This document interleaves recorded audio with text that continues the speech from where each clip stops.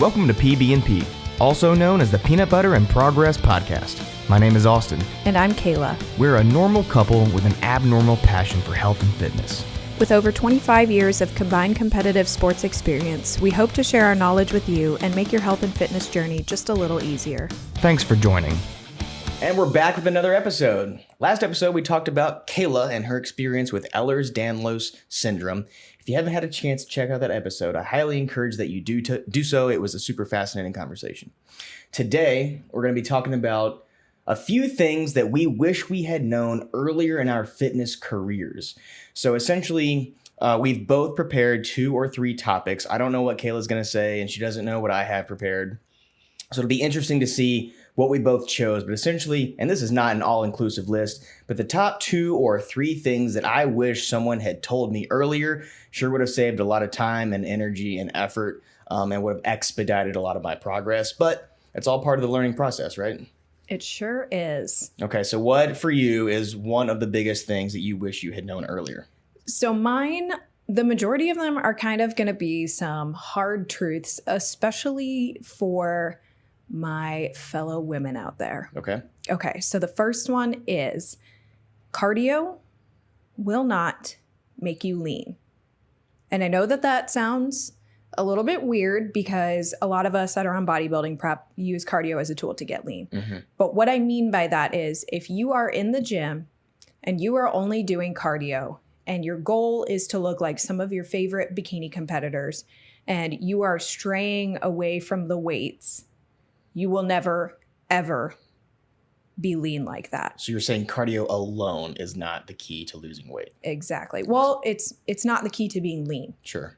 You cannot physically. So essentially what being lean is having a certain amount of muscle mass and then losing body fat so you can see that muscle mass. That's what being lean is. Mm-hmm. But if you have not built up any muscle underneath your body fat, when you get lean, you're just going to look like a smaller version of your current self. Mm-hmm. That's what cardio does to you. That's what dieting without hitting your protein goals or weight training will get you. Yeah, and I'm sure a lot of people can relate to that scenario. They're like, wow, I've been running or jogging or doing the treadmill or Stairmaster for days or weeks on end, and my not body making any hasn't progress, changed. right? Yeah, exactly. And I don't come from a place of, trying to say don't do that, and I've never done it. I have done it. Mm-hmm. I was in my freshman year of college, and that was kind of when I've gone through the eating disorder that I've talked about. And all I did was like an hour to an hour and a half of cardio every day, didn't lift weights. And I just kept getting smaller and kept thinking, well, I don't really look any different. So maybe if I get smaller, I'll look better. And I just kept continuing to turn into a smaller version of my current self. And my body wasn't composition wasn't changing. Muscle mass, right? Exactly. You're getting rid of. So what happens when you're just doing cardio and you're not weight training and not eating the proper macros is you're losing both muscle and fat. You're not just losing fat. You're actually losing muscle mass as well. So you're effectively just creating a smaller you. Smaller you, the way you already look right now. Yeah. And we're not trashing on cardio altogether, right? No, we cardio have to do it. Cardio is essential for your health. Yeah, we have to do cardio on prep, both of us. But it is not the only tool that will get you to the point of being lean. When you see a girl who looks shredded or lean, or the other word that I hear people used a lot is toned, you can't get there without weight training. And I didn't know that. Mm-hmm. And that is something that would have saved me a lot of time and a lot of stress. Yeah. And a lot of fatigue. Mm-hmm. Doing an hour to an hour and a half of cardio a day is not sustainable. We're doing that on prep right now, but that's not sustainable long term. Yeah. To have like a top tier competitive physique, we're talking about people who do cardio for 45 minutes to an hour a day at most. At most. But if you're a normal person who's just looking to burn some fat, 20 to 30 minutes, you can go up to 45 if you're really pushing it. Yeah. And that's not even 7 days a week. You could get away with probably 4 or 5. No. And that is definitely something that I wish that I had known. I wish that I had known in advance that the tool to getting the look that I was looking for, the look of being lean, doing cardio day after day, not taking rests, not lifting weights, that was never going to get me where I was trying to go. How has the type of cardio that you've done over the years changed? It's changed a lot. When I was younger, I would do a lot more high intensity interval training. Great way to get your heart rate elevated. And, back when I first started bodybuilding, that's what everyone said would burn the most fat. You know what I mean? Yeah. But as my Ehlers-Danlos has gotten worse and as I've gotten older, and the combination of those two things makes my joints horrible. I have had to transition into steady state cardio, which, I now know burns fat just as effectively. Yeah. You can target your heart rate to be in a certain heart rate zone, obviously, but those methods of cardio have lessened the impact on my joints. Yeah. Here's a loaded question. What machine is best for doing cardio? Oh God, there isn't one that's best. There's not one. No. A rule of thumb I like to stick to, and I don't remember who said this to me years ago, the best form of cardio is the one you're actually going to do.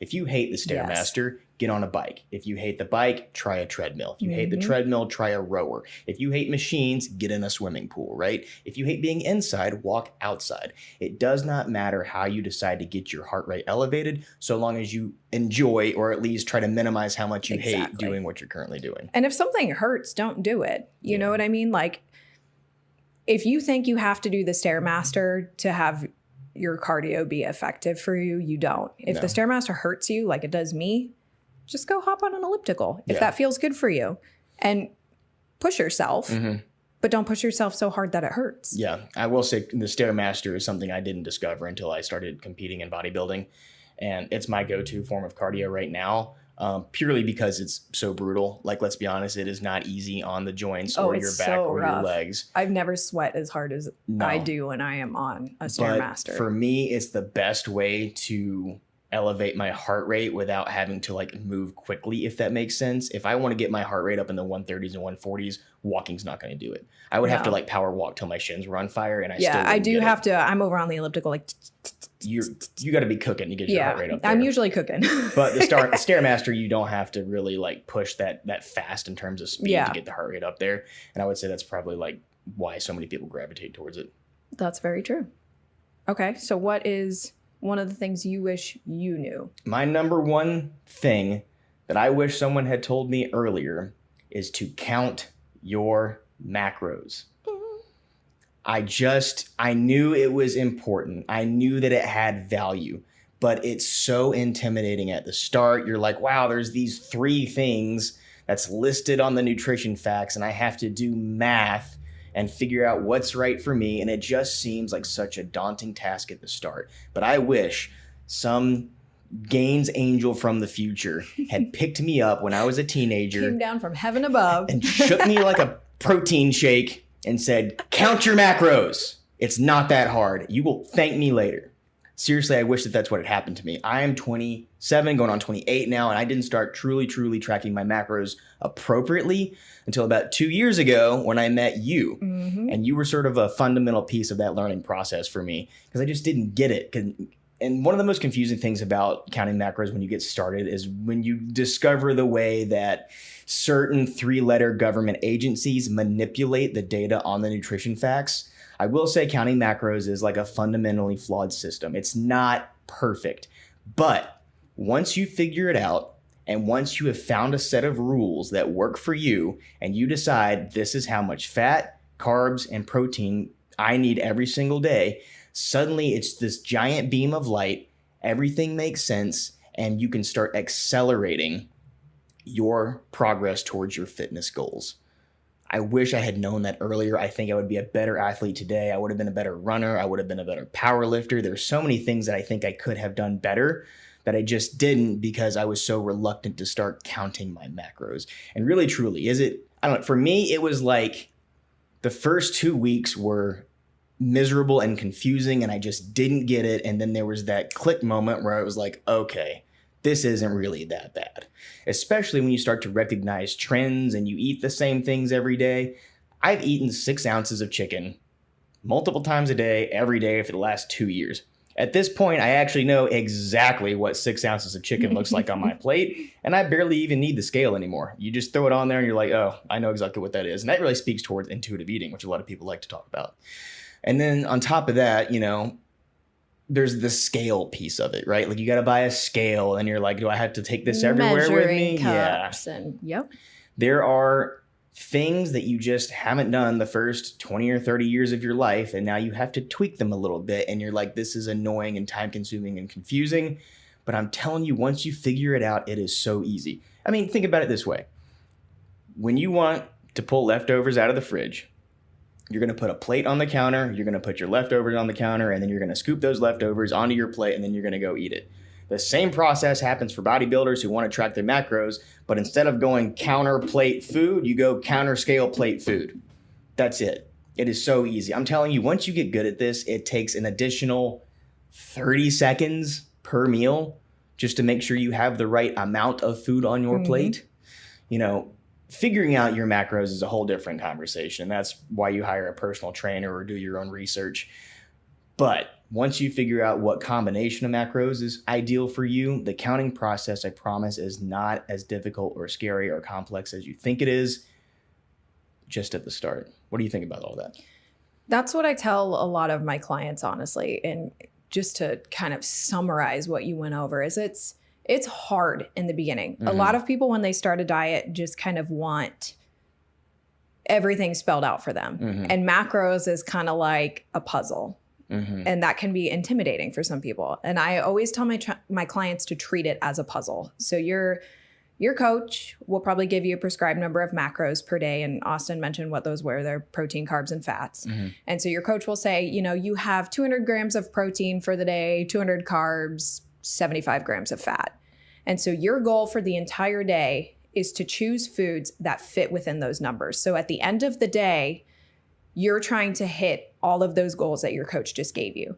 And so you'll log some foods and see maybe you're getting a little close on your fat. So on a different meal, you have to choose, you know, a lower fat meal. And it's to me kind of like putting together a puzzle. If you want to eat different foods every day, you have to play with them so that they fit. And if you're like Austin and I, and you eat the same foods every day, it just gets very, very easy to, like he said, eyeball. At some point, you get to the point where you're like, I eat this every day. I know what this looks like. I know I get 2 rice cakes for this meal. I know I get a cup of rice for this meal. You adjust to it very fast. But the thing that I like about macros the most is that it's the most sustainable way of, I don't even want to call it dieting, because sometimes it's not dieting. It's just so sustainable because it's so flexible. It's not strict. And as long as a food fits, you know, if it fits your macros is what you'll hear a lot of people refer to it as. If it fits, you can have it. Yeah, that is such a beautiful moment and realization. The if it fits your macros methodology, you can make a lot of progress using that approach. And what we mean by that is you have a certain allotment of a certain allotment of protein, fats, and carbs every single day. A certain allotment of Ovaltine every single day. Ovaltine is very important in a diet. And what you have to do is piece together your meals so that, you know, you have met all of your daily goals for those macronutrients. Now, say at the end of the day, you've hit your protein, you've hit your fat, but you're a little bit short on carbs. You don't feel like eating a cup of rice or a bagel or whatever it is, right? But you happen to have like a handful of candy sitting in your pantry, and you know that you need those carbs to progress. And sure enough, you can go grab a handful of candy, weigh it on your scale, and eat it. And from the outside world, that's going to look like black magic. The fact that you can incorporate candy or even donuts or pizza, you name it, you can incorporate those things into your macros so long as it's accounted for and still progress. That's an amazing, empowering feeling once you figure that out. It's when the second part of your life begins. I wish 20-year-old Kayla that was doing the paleo diet knew that existed. Yeah. Yeah. And it's amazing how many people are under eating too. They're holding on to way too much fat and they don't have enough muscle mass. And then a personal trainer or coach will likely prescribe them an increased number of calories, and they're going to be so overwhelmed and think, how can I eat more and lose weight? But that's happening to me right now. I upped my carbs last week and lost 3 pounds. Yeah, you'd be surprised how honest it keeps you too, because a lot of people are either over or under eating and they don't believe that they are until you start logging your food and you realize that you are doing one of those two things. Like, I'm not losing weight, and they're consuming 1,100 calories a day.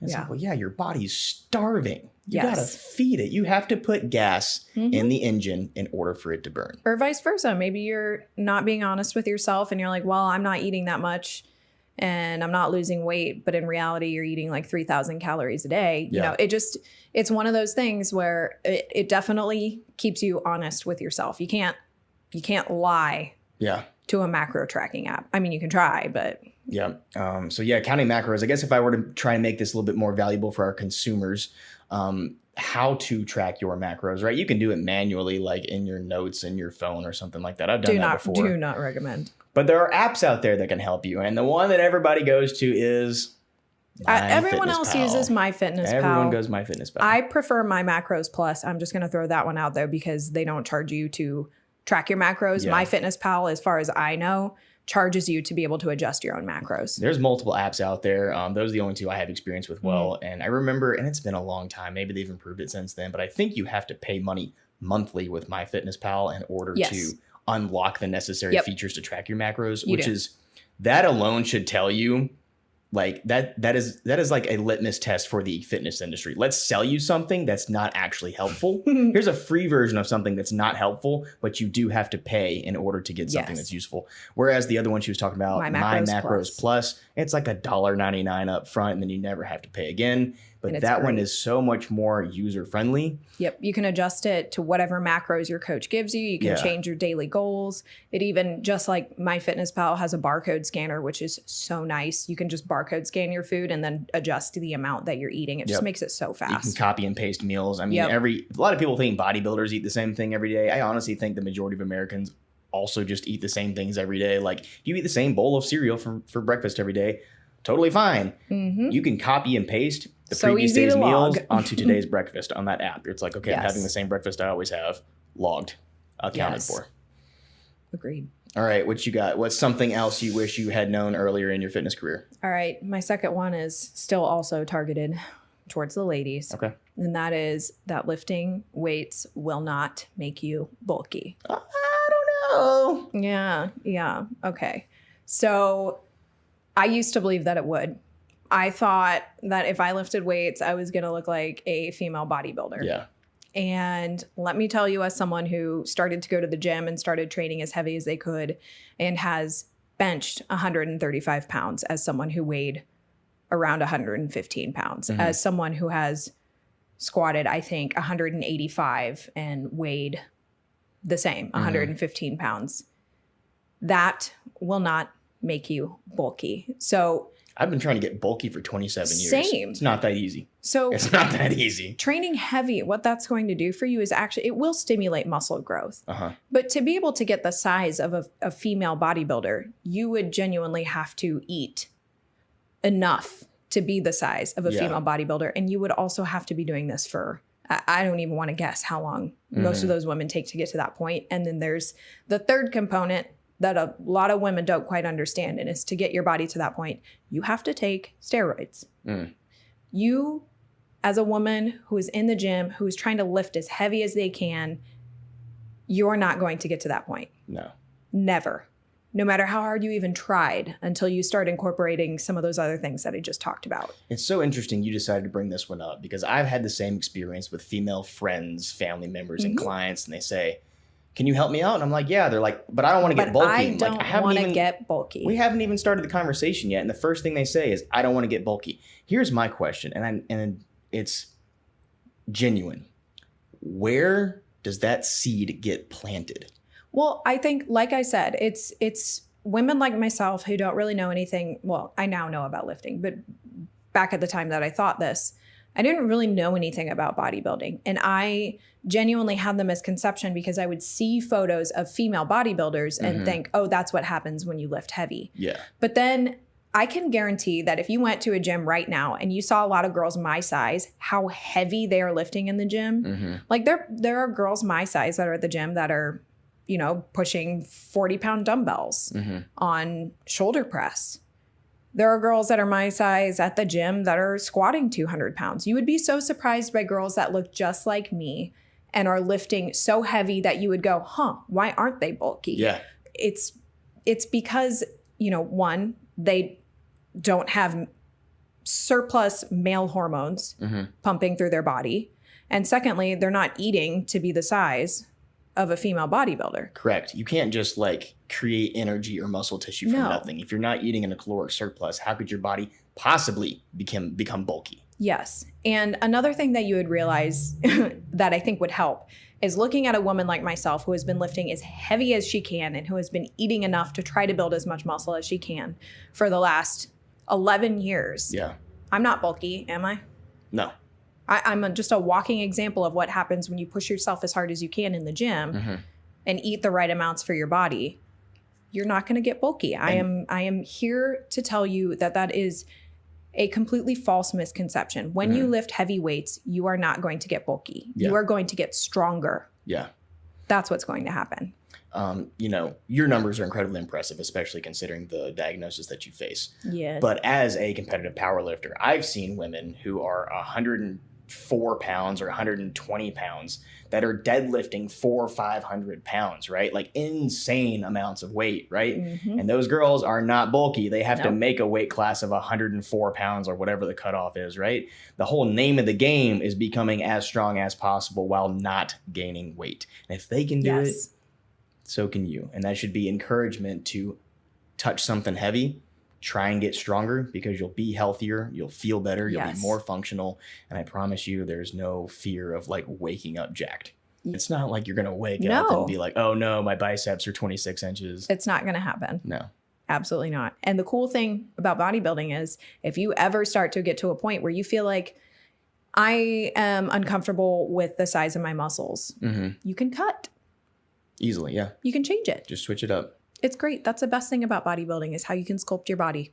Let me ask you, so other than this fear of getting bulky that we just tried to debunk, what are some other reasons why women may gravitate away from the weights in the gym? I think probably the second biggest factor is intimidation, growing up. Intimidated by the weights or the people around the weights? I think both. Okay. Growing up, I didn't really have a whole lot of I didn't have any female examples, of women in the gym weightlifting. I didn't have any. I was the first person that I knew that would go to the gym to bodybuild. And so for me, like I've mentioned before, going into the gym the first time, I didn't know what to do. And that's so intimidating. You know what I mean? Like I was one of those girls that was a cardio bunny. And then like one day I just kind of like strayed away from it and started heading towards the weights. And I was like, I have no idea what to do. And it felt like being like that weird, like person that was in a pack that just kind of like broke away from the pack. And you're like, am I doing the right thing? I don't know how to do it. I don't really see a whole lot of other women doing it. You know what I mean? And so it was kind of one of those things where it's like intimidating because I went up there and there's just a bunch of guys like curling in front of the rack of weights. And I'm like, do I do that too? Or like, what do I do? You know what I mean? Yeah. It's intimidating. Do you think that just like experience eventually kind of washed away that intimidation? Like you just had to like do it for yourself? Experience and repetition. It's just one of those things where, like everything else, when you're brand new at something, it's intimidating. Surely confidence is a factor. Yeah, it's intimidating in the beginning. But as you start to do it more and you get comfortable with it, you're like, I know I'm doing this right. Yeah. And you'll just kind of learn. And now I don't even think twice about it. Like I don't feel intimidated in the weight section. Like I just go over there and I pick up my weights and I do my workout and I feel great about it. Yep. But it's one of those things where I think you just kind of have to like get out there and do it and get comfortable with it. Yep. And as you get more comfortable with it, it will become less intimidating. Tell those gym bros to get out of the way. Yeah, tell them to get out of the way. Go squat in their curl rack. Hey, whatever you want to do. I don't care. It's not illegal. Okay, what's another thing you wish that you knew when you started? I think the next most important thing for me that I wish someone had ingrained into my mind earlier was the importance of having priorities. And I mean clear-cut, laid out, listed on a piece of paper, priorities. And the reason I say that is because, and I've fallen into this trap, someone says, well, what do you want out of this experience? And I'm like, I want A, B, C, and X, Y, Z. But A, B, and C, and X, Y, and Z are very, very different goals, and it's going to be hard to accomplish both or all 10 at the same time. Similarly, during my coaching days, I had clients that came to me that said, I want to build muscle and burn fat and bench 315 and run a 14-minute 2 mile. And it's like, we can generally attack all of those, but you have to understand that one needs to be more important than the other, and that our programming, the exercises that I prescribe for that client, need to be built around their priorities. So at the end of the day, I'm not saying you can't have both, but you need to let me know which is more important. Is it building muscle, or is it burning fat, or is it passing your PT test, or is it to bench 315? And beginners or certain populations can actually get away with pursuing multiple, even conflicting goals at the same time. When you're like a gym noob and you say, I want to build fat and burn muscle, Totally possible. Build muscle, burn fat. Yeah, that's you possible. Actually can do that. Simultaneously, if you want to lose fat and increase your cardiorespiratory abilities, those goals are not mutually exclusive. And so you actually kind of can pursue them at the same time. Yes. But if you came to me and said, I want to set a national record bench press and run a half marathon, I'd be like, maybe we shouldn't do those two things. At the elite level, or even at the competitive level, period, you have to pick your number one goal and make sure that all of your efforts and all of the decisions that you're making are wrapped around that one specific goal. Mm-hmm. And I wish someone had told me that earlier. It might seem obvious, like, oh yeah, I'm not going to burn fat and bench 500 pounds at the same time. But a lot of people, I think, don't have those priorities ever written out. And I would definitely encourage everyone to like reflect for a moment and be like, okay, well, I want to be more fit, but what does that mean for me? Where am I struggling the most? Mm-hmm. And what do I really want out of this fitness journey experience? Does that make sense? It does. Have you ever had a moment where you felt like your priorities were conflicted? That's tough. I feel like I normally am pretty clear about what I want out of a goal. I think for me, sometimes my issue can be like trusting the process to get there. Conflicting goals, I guess. I think I just sometimes choose the worst times to pursue a goal. Like sometimes I'll start like a bodybuilding prep at probably not the best time to start it. Where when you're trying to chase a goal like that, it requires all of your time and all of your focus. Yeah. So for me, it's probably a little bit more of like my goal pursuit timing that I struggle with. Well, that actually brings up a good point, and that's having priorities both inside and outside the gym. Yes. If you have a personal trainer or a coach, that individual needs to be aware of the things that are happening outside of the gym. If you hire a coach and you say, I want to do my first Ironman triathlon, okay, good for you. You can get that done. But if you say that I want to do my first Ironman triathlon and buy a house and go on 3 vacations and get a promotion at work in the next 6 months, that might be a little bit much. Yeah, definitely. And your coach normally is going to ask you, like my coach Thomas, one of the first things that he asked me when I started prep is there anything in your life that may interfere with this prep? Yeah. And I've never had a coach ask me that before. I've never had a competition prep coach ask me that before. And I was like, that's actually a genuinely good question, because that would have been the time. You know, right now, my life is crazy, but it's stable. But what if I had tried to start a bodybuilding prep, like in the process of buying the house, and I didn't say anything about that? Like, that could genuinely mess up some of your workouts, mess up some of your meals, or like you had a trip planned and it's like right in the middle of prep and you might kind of fumble during that time frame. Yeah. Those are things that you have to be aware of when chasing a goal, for sure. Yeah. And I guess, I mean, we haven't even said this yet. You know, another reason why it's important to have priorities is because there is a limited amount of time every day and you only have so much energy to exert. And so when there becomes a decision point where if there becomes a point where it's like, okay, I now have to choose over taking care of my house or getting my cardio in, whichever one's more important is up to you, but you need to have those priorities established before that decision comes, right? Otherwise, you're stressing yourself out thinking, well, I didn't get this done. I didn't get that done. I can't believe I dropped the ball on this.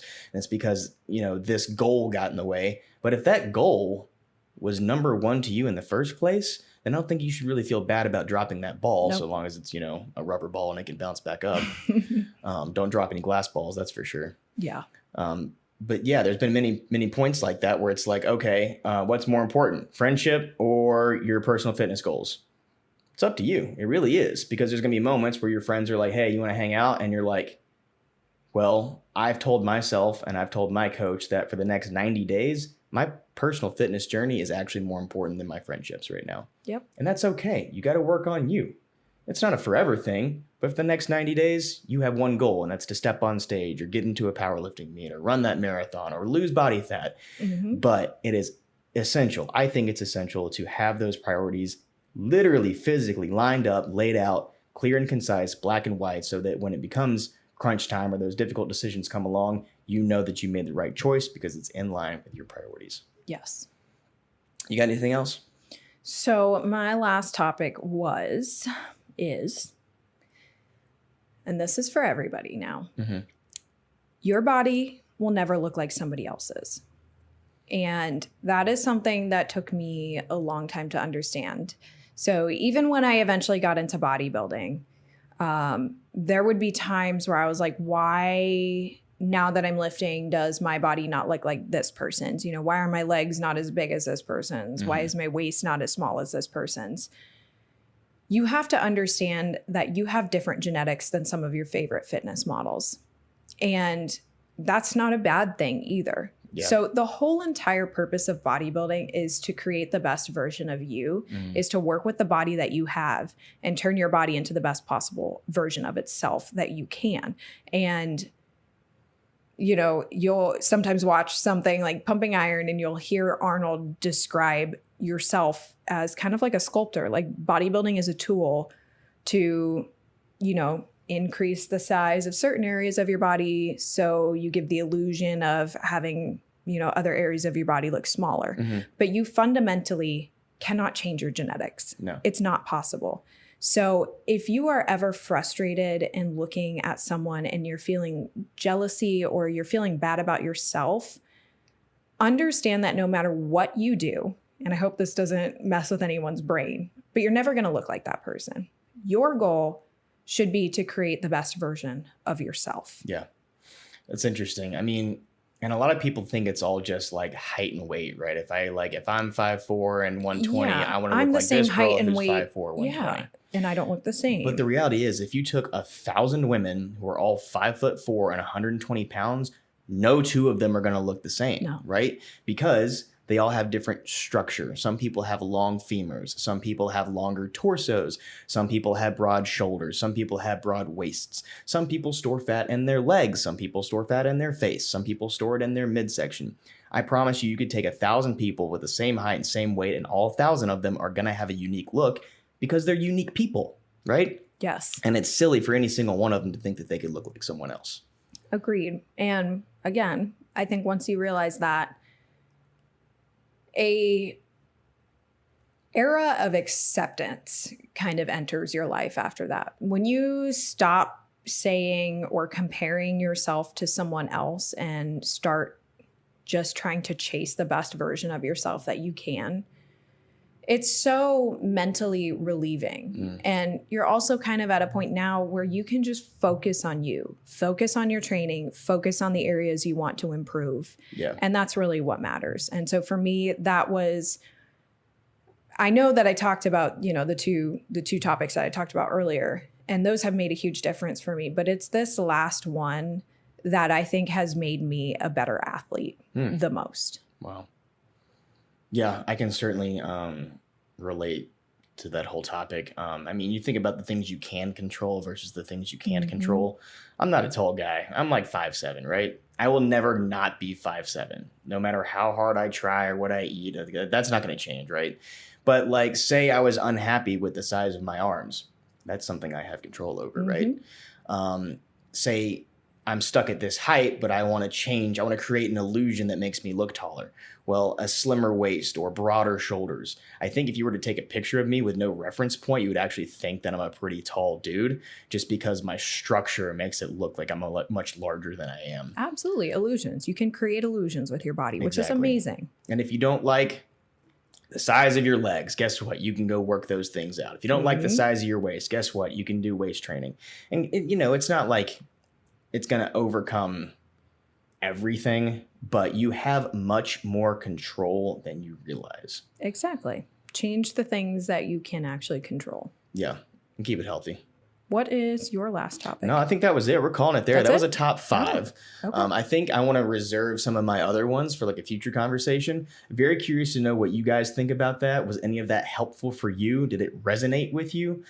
Please let us know. I don't know. Have we gotten any feedback from our listeners yet? Not yet. I'm looking forward to it. I'm looking forward to it because really at the end of the day, and we've said this multiple times, there's no point in us having this podcast if we're not helping people. And so we want to know what you think. What's something we could talk about that would be beneficial for you? What's something maybe you disagree with? We're not scientists. We're open to learning. I love being corrected, honestly. Like it's just something I'm open to, and it helps me become a better athlete, better coach, the whole 9 yards. Same for you. Agreed. Thanks for tuning in. If you ever have questions, comments, please email us at pbprogresspodcast.com. I mean pbprogresspodcast@gmail.com. So Is that close. what you said? No, I said .com. Like it's a website. We don't have a website yet. Yeah, just email us at pbprogresspodcast.com. Damn it.